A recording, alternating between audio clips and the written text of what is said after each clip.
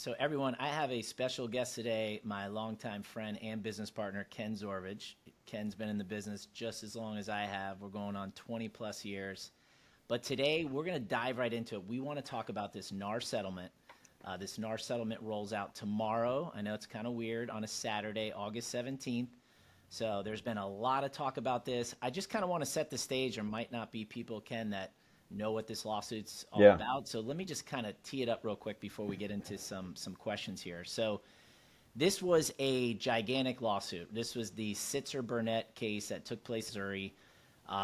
There was a whole heck of a lot of plaintiffs. I don't know the exact number, but the result of this case was a $1.78 billion lawsuit against NAR and several other real estate brokerages across the country.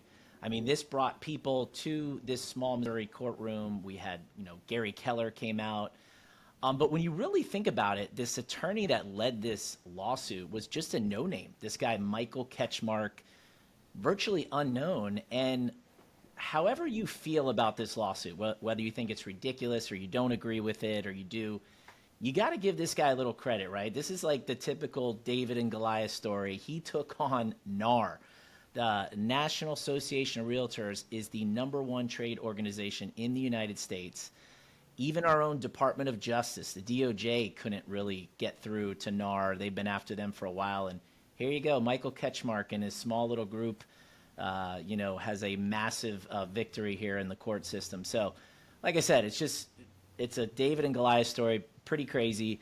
After this lawsuit, you had a lot of companies settling.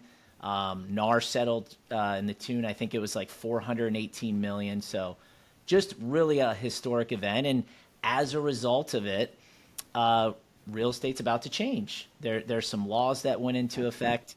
And basically, we're not going to get into the entire lawsuit, but they claim there was collusion, price fixing, sellers not knowing that they're paying for the buyer's agent, and in essence, they're negotiating against them. So a lot of stuff behind the scenes here with it, but as a result, things are changing. So I kind of wanted to start, Ken, with you. Like, how do you think this massive change that's rolling out Saturday, like, let's start with the realtors, but how do you think this is going to change? Like, what's the impact going to be on the real estate market? Well, if we start with realtors, and I'm not even sure a lot of people we've helped buy homes even understand this, but generally when a realtor goes and gets a listing, they would tell the seller as part of the listing agreement what their commission was going to be, and then that they were going to offer a portion of that commission to a buyer's agent, right? And that was kind of agreed to. Maybe it's 5% total, 6% total, whatever it is. And realtors would generally kind of break it up as one gets half, the other one gets the rest, right? So what's interesting about all of this is if you really look at what started this lawsuit, it was just poor paperwork. A seller did not understand they were paying a buyer's agent, and things got a little heated during the transaction. And when they found out at closing they were paying the buyer's agent and they didn't understand that, that's what started this chain of events, right? And it was just kind of one crack here, one crack there, and all of a sudden the dam breaks open, right? But I think what's going to be the biggest change for realtors moving forward is in how they're handling paperwork and making sure that they have proper agreements in place with both, if they're representing a seller and if they're representing a buyer. And we can talk a little bit more about how that commission will play out, but to me, that's where this has to start, is you have to have more transparency in your agreements moving forward with any client you're going to take on. And between you and me, I actually view that as a bonus. They may not feel that way, but I view it as a bonus because what happens with us, we don't have the ability to have clients sign an agreement to work with us and use our services. So there's a lot of times we do a lot of work for people and they end up going somewhere else for one reason or another. And it would be awesome if we had some agreement we could put in place. It's true. Yeah, no, I mean, it's very true because they are doing a lot of work just like we do, right? They're, you want that spelled out. And like you said, I mean, the key word there is transparency. I mean, I think this now gives realtors, especially the buyer's agents, right? They get an opportunity to explain what they do. They get to sell themselves, the value that they bring. Whereas before it was just kind of very loosely, right? It was like, hey, I'm going to take you to see some properties, but seller's going to pay for it anyway, right? But now it's like, no, I'm going to do this, this, and this is the fee, that I charge. And they have the option now, right, of trying to get it from the seller like they always had. Seller can still pay the buyer's agent commission. They just can't advertise it in the MLS, but they can still, negotiate that and pay. But I think it's gonna, the realtors out there that, know their true worth and value. Now they get to explain it and get something in writing, like you said, to your point, get that agreement up front. I think that's going to really help some people, and it's going to help the agents. Yeah, absolutely. And it's funny, I was thinking about this the other day, and have you gone on a vacation before where you had like a tour guide that showed you maybe a museum or a site or something like that? And you're probably the fifth or sixth one they're doing that day, and they're kind of going through the motions, right? But if you go to the same place with someone that that's been there before, it's a different experience because that person is now more passionate about what they're going to tell you and the parts of it. And it's a little bit different than just a tour guide that's just rinse repeat. I think realtors have probably been stuck in that tour guide mode on the buyer side some, because it's like, I'm going to get paid. I just need to take them out. I need to just find them the right property and all of that. And now they have an opportunity, like you said, to really show their value and be more passionate about what they're doing, to be able to earn that buyer's business and not necessarily be like, hey, I'm just a tour guide and all this that's going to take you on this ride. All right, well, shifting gears here for a sec. So that's the impact on the agents. How do you feel, or what impact do you think this is going to be on the buyers? What's important for the buyers out there, the consumers, to know regarding this massive lawsuit and change? Yeah, it's really interesting because when you think about this lawsuit, if you really pick it apart, it sounds like it's trying to protect sellers of real estate. And what's the unintended consequence is that buyers now potentially have to pay for their own representation if a seller doesn't want to offer commission to a buyer's agent, right? And now buyers are like, well, wait a second, now I'm paying for the realtor services. And I want to be completely honest about this. I've been in this business for 20 plus years. We know a lot about this process. We know a lot about real estate.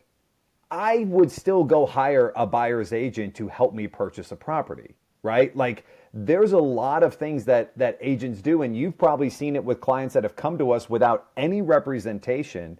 And what are they always looking for? They're looking for guidance. They don't know how to put an offer together. They don't know what details of an offer are going to get accepted. They don't know how to present it properly. They don't know what to do once it comes time for home inspection and, getting things like escrow deposits in and tracking timelines. Like, there's a lot of things that realtors do that don't get talked about in this.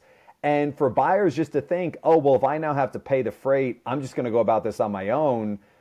I think it's unrealistic to think that that's what a majority of buyers are going to do. Yes, there's some out there. They've always been out there that want to just kind of approach this on their own.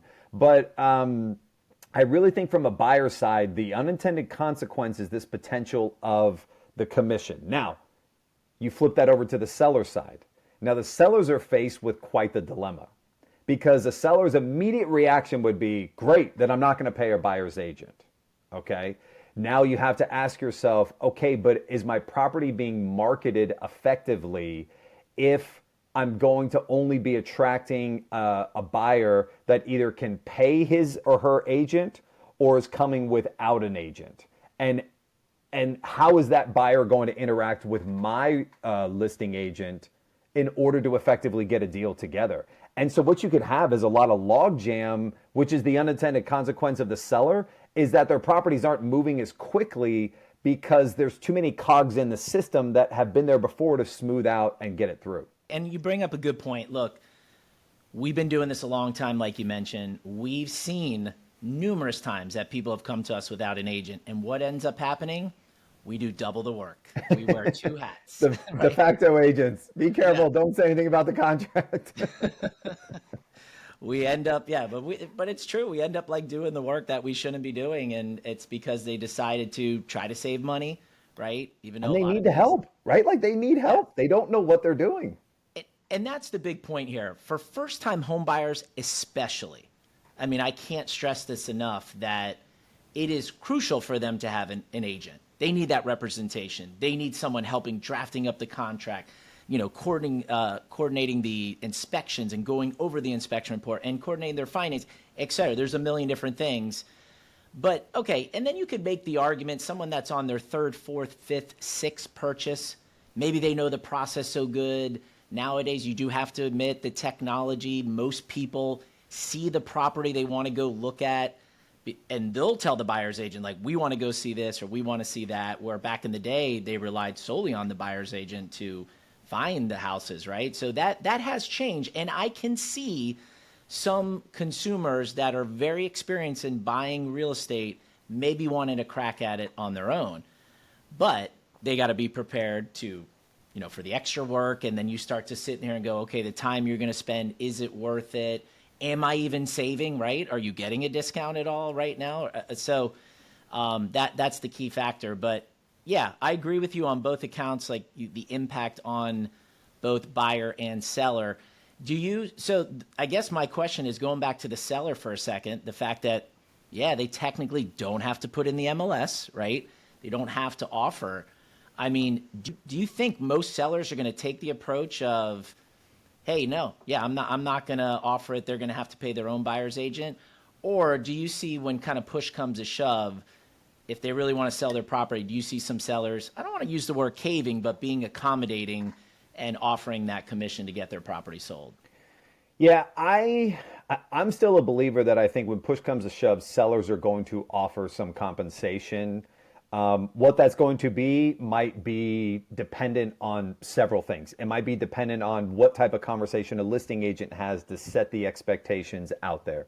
It might be dependent on the type of offer that comes in, and I think when it comes down to it, we have to remember, and I don't think this will change anytime soon, this transaction is not as easy as buying something on Amazon.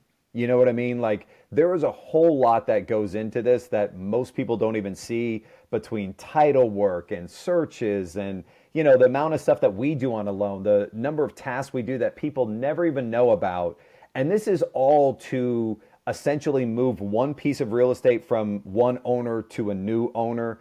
And because of all of that, I still think that people are going to value the transaction going through without hiccups, and making sure that they're going to have success when all's said and done. And yeah, I think it's going to have a very free market approach now that maybe wasn't there before, and that's what the courts really want to get at, and maybe that's what the DOJ wants to get at, is they just want to make it more free market, where I as a seller can say, hey, I'm willing to give this type of compensation to you as a buyer's agent because I want to get this place sold. I want to get it done in a timely manner. I don't want to have delays. I don't want to have hiccups. I don't want to have the buyer get denied late in the game and have to start all over. Like, those are all things that you run the risk of when you don't have the right people on the other side of a transaction. Yeah. So you're saying this is not real estate prime? They can't get it overnight? It's not the Amazon of real estate anymore? Is that what you're saying? We'll be out of business also when that comes to The agents are still crucial. I agree. still crucial. So on the agents here, we obviously both work with a lot of agents. We've been, fortunate enough to partner with some really good agents down here. So what do you think they need to do? What do agents out there need to do to be successful with this change? The first thing that comes to mind, because I think it would personally change my business, and you might feel the same, is if they're not doing a buyer's consultation that absolutely crushes, they need to be working on that right now.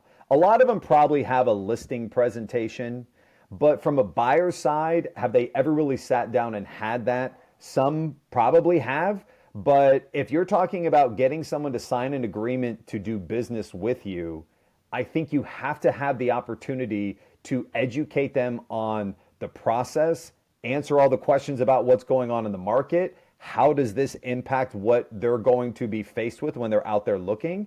And also have a chance, like, that's where you show your value, right? Like, I don't like to give out a pre-approval letter to someone unless I've had a consultation, because if I just spit out a pre-approval letter, I become just like anyone else that they could get a pre-approval letter online. Like, what are they really getting if they hire me to be their loan officer? And I think that's the approach realtors need to take. Yeah, and I think first, Ken, to that point, they have to be willing to adapt to this change as well. The one thing that concerns me a little bit is I see on social media and various chat groups, like a lot of people have this belief that nothing's going to change, business as usual. And I throw caution to that. I mean, it's not business as usual. This was a massive change, and especially on upfront, right? With the buyer's agent, like you said, they have to sign these agreements. They got to sharpen their skills, have that conversation up front, spell everything out. So, yeah, I agree. I think you definitely have to have a really tight buyer presentation. You got to be willing to explain what's going on. And on the flip side too, right, with the seller, I mean, there's a lot of people out there that are like, the seller has to do this and has to do that. I'm like, well, if everything's negotiable, I think you kind of spell out the options for the seller, but let them know that this is negotiable.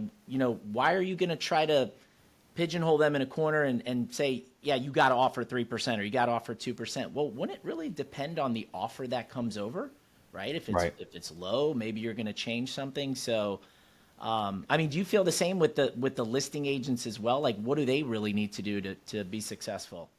Well, I think those conversations have to be had, and they'll be uncomfortable, right? And I think you're going to find some sellers that do push back against it, and listing agents are going to be faced with, do I take the listing if I can't offer some commission out there? But I personally think even in those situations, I think it will depend on when an offer comes in. You might have a seller that has no interest in offering commission, but if they get the price they want on a property and it asks for commission in the process, I think that changes the game, right? It's really hard to sit down and have that conversation when you don't have an offer to go along with it, right? So I think as a listing agent, you're probably going to either get the seller to commit to some type of commission. And if they don't want to commit, maybe even just commit to the idea of it if the right opportunity comes up. Because let's be honest, if someone's going to come to a seller without a buyer's agent and out commission, are they going to want to give the seller a top dollar high price for their property, or are they going to try and lowball them? Yeah, no, they're looking for a deal, of They're course. looking for a deal, right? So you're going to find that on those on those. And what's funny is the inverse happens too with buyers. The buyers that think, well, I'm not going to use an agent, I'm going to go directly to the seller because I'm going to get a deal. The seller's looking at it and all they're thinking is, I'm going to get more money because this person doesn't have an agent. And that's where you're going to start to see some colliding ideas on this, right? And outlooks on how to do this. Yeah, and this just goes back to this is why it's really key for the agents to explain everything to whether it's the buyer or the seller, the possible outcomes, like you said, even if they're like, I'm not going to pay a commission, or, and even agents too, like if you use the words like, you have to offer this, you have to, or else nobody's going to come to your property, a seller's immediately going to get defensive. Instead, you got to take the approach of explain the possible outcomes of what can happen. Let them know this. You're the expert. This is what I think. But lead them kind of, well, not necessarily lead them, but explain it all, and they will decide ultimately what they want to do. But I think just communication, knowledge is key right now. Yeah. This is a huge change. Yeah. So And I think you're right. I think everyone has to lean into it. If you try, like I think back of 2008 and 9 when we went through massive changes. And I tried to tell any agent that would ask about it, I'd be like, listen, we we went through some huge changes in our industry and we survived. You all will survive going through this. But the one thing I remember is I remember when they started changing some things, I personally was like really rebellious about it and tried to push back on it. And then after a while, what happened was the changes kept coming and they seemed like they were never going to end. And I remember we used to just have the attitude of, okay, this is the new change. Okay, great. Now move out of the way and let me go back to doing business. And the sooner Like, I wish someone would have told me then, just lean into everything. Don't be rebellious, because it probably would have been better for me mentally. But I think that's a key thing, is just lean into it and do what they're asking of you. And if you keep fighting back against it, you're going to drive yourself crazy. 100%. Yeah. I mean, look, we're all ingrained. You're so used to doing something a certain way for so long, and then all of a sudden this big change. It's natural to fight that change, right? Of It's course. natural to be upset, rebellious, like you said. Yeah, is it a threat to my livelihood? I mean, I get it. Like, we Yeah. were there, like, right? Like, Yeah. you're threatening my livelihood. So people are going to be the most defensive in those situations. And the reality too is you just don't really know how this is going to shake out. Nobody Yeah. knows. Us sitting here, we're speculating. We really don't know. We didn't know when Dodd-Frank rolled out too, like you said. I mean, you do. You just got to kind of lean into it. Know things are going to be different, but you also too, going back to the consumer, I've read some stats that like 65% of consumers out there think this is beneficial to them. Now, whether that's true or not, that's their perception. So as an agent, you got to remember that. If you're out there saying nothing's going to change, business as usual, well, that's not going to resonate well with the consumer. So just be like, yeah, hey, they made some changes. We're going to move forward the best we can, adapt to this. We don't really know how it's going to shake out, but hey, I'm here for you. I'm going to do everything I can. I'm going to serve you to the highest possible level I can. That's how I've conducted business my entire career, right? Something to that Yeah. extent. So, but it is going to be interesting. I think we all agree that it's going to be interesting how this all shakes out. All right, and lastly, question here, just going to touch on it quickly. Like, so we're lenders, Ken. So as a lender, what can we do to, for our agents, for our realtors, to ensure this process goes smooth? Like, what can we do? Right. So you've probably got the question of what's the mortgage industry going to do to try and allow like buyers' fees and all that to be financed in.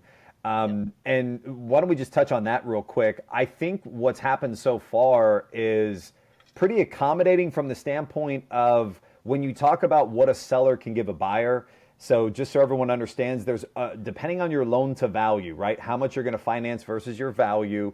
Fannie Mae and Freddie Mac and Ginnie Mae will allow a certain percentage the seller's allowed to give, and they cap it out, right? So common thing you'll hear is 3% or up to maybe 6% that the seller can give you to go towards your closing cost and prepaid items, right? The one thing I thought was very interesting is they said that this commission, if a buyer goes and asks a seller to pay their agent's commission, which they're allowed to do, they can make that part of their offer. They will not consider that part of the interested third party concessions, right? Right. So that's totally separate and can be a totally separate line item than being lumped into that. I thought that was a huge win, because I wouldn't have been surprised if they said, nope, it's got to go in there. And then if you have any other reason the seller wants to give them a credit, it's got to be factored in. And it might really impact what happens when people are going through the process and trying to negotiate some things post contract being signed, right? So I thought that was a big win. But the other thing too is, let's be honest, we're financing in these costs already, right? Like, any offer that you're putting in, whether it's in the old system or the new system, is going to be part of the purchase price. It's going to be out of the seller's commission or potentially somewhere of that. And if you're asking for those concessions from the seller, we are still financing them in, right? I do think, though, that what we need to be doing for realtor partners is creating tremendous value, because if a realtor is going to get a buyer to commit to them by signing a contract, they're going to want to know who's coming with you and what are you bringing to the table beyond just your real estate skills. They're going to be more impressed if a realtor has a team of people with them, between title and home inspectors and lenders, that are just top notch, super professional, and provide a really good client experience. Because then, whether they're paying for that realtor service or the seller, they're going to look at it and say, yes, sign me up. I want to be part of this. Yeah. Yeah, and Ken, you're right. When it came to those IPCs, right, the interested party contributions, I kind of applauded Fannie and Freddie as well, and Ginny coming out of the gate really quickly and letting, realtors and buyers know that, yeah, hey, this is not going to be part of the regular seller contribution. So just to kind of put that in perspective, right, if a buyer's asking for a $10,000 seller credit, and the seller is contributing another $10,000 for their real estate commission, those are treated separate. That initial $10,000 seller credit is being counted towards that IPC threshold, but the other 10 for the realtor is not. So that is good. That is absolutely good. And I agree with you. Yeah, I mean, at the end of the day, if you really want to take a step back, the buyer has always been paying the commission. It's built into the price, right? Always. It's built into the price. That's at the end of the day, that's how it's always been. But I think the biggest thing that we can do too, just to piggyback on what you said with the agents, is yeah, really explain to them as far as our client situation. I think there's got to be now a next level type of communication between lender and buyer's agent, and I'm going to tell you why. Because we are sitting here pre-approving a client. We're going over their credit, their income, their assets, how much they need for cash to close. Well, if we don't know that they signed this agreement with their agent, right, that they're agreeing to pay their agent $10,000 and they're going to make an offer on a property that the seller's not paying anything, we need to know about that $10,000. We got to factor it into their qualification. So that level of communication has to be really good. I mean, we say this all the time, right, to our agents, like, hey, we want to partner with you. Like, we want to partner. Look at us as a team to help your client get to the goal, right, to get to the finish line. This is what we're all about. And this just now increased that tremendously, right? We want to be able to explain to them, too, what these buyer agreements mean. We want to get a copy of them sooner than later. We want to go through that, have that conversation, make sure they're qualified.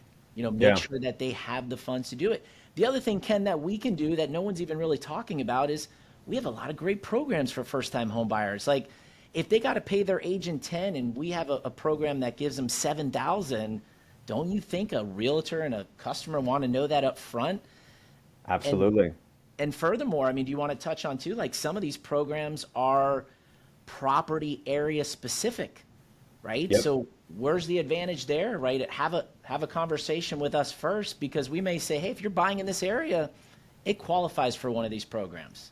Yeah, absolutely. And now you're talking about, because like we said before, like if you're a buyer and you're going to try and pay the freight, right? You're going to try and pay the commission that you have maybe negotiated or talked about with your agent, and you can get into a program that's going to give you money towards closing. That's less money out of your pocket, but that also means you have some negotiating power with the listing side to get that property for less, right? Because you're not asking them to pay commission.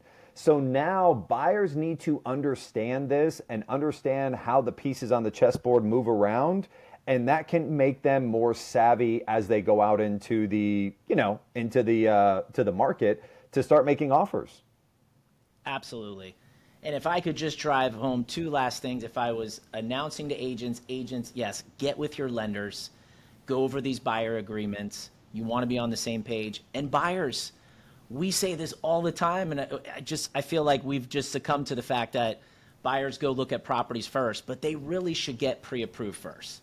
Absolutely. And now, right now more than ever, because if we know there's certain programs out there that you can benefit and you have no clue and you're just out there blindly looking, you're not even pre-approved, you don't know what you can afford, and you're looking at places that maybe don't qualify for certain grants or down payment assistance, get pre-approved first. You're going to be in such a better position. Can we say Agreed. that enough? 100%. I mean, and especially now because of all the moving parts and where things change, you just really need to be prepared before you're out there, because it'll just make you more targeted and more intentional when you go out there. Absolutely. Ken, I think we both agree this is a big change, but we don't know what's going to happen. But our message out there to the realtors and our agents is, hey, man, we're here with you. Stay positive. Stay Stay positive. positive. We're in this together. You're going to get through this. We're going to get through this. It's going to be okay. It's going to be okay. Yes. Next year, fast forward, we're going to be fine. We're going to be totally fine. Exactly. So. All right. Well, Ken, thanks again, man. This is a big topic. I appreciate you taking the time. And, My pleasure. all right, everyone. Have a great day.